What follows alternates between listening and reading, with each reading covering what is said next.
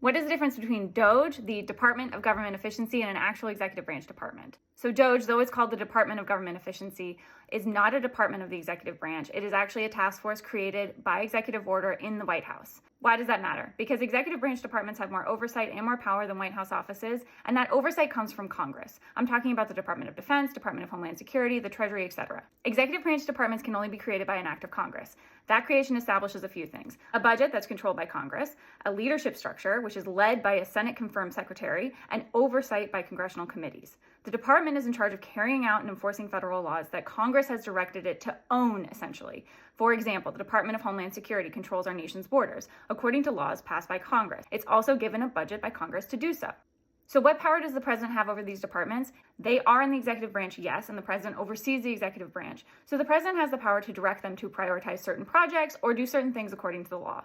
This is where executive orders and memorandums come in. A president can say, hey, Congress passed a law that lets your department do this. I'm going to direct you to do that.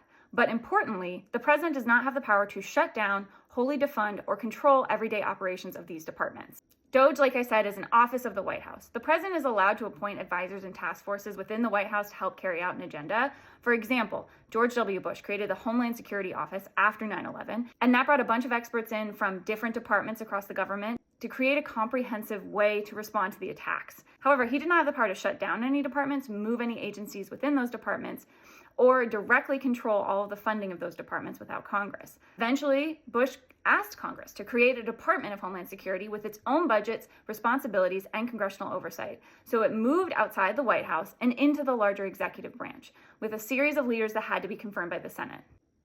A White House office is not given the same power and oversight and authority as actual departments within the government. It exists as part of the White House. It exists as part of the office of the presidency. When it comes to Congress, offices do not have as much power as departments, nor does Congress have as much control over them. That is by design.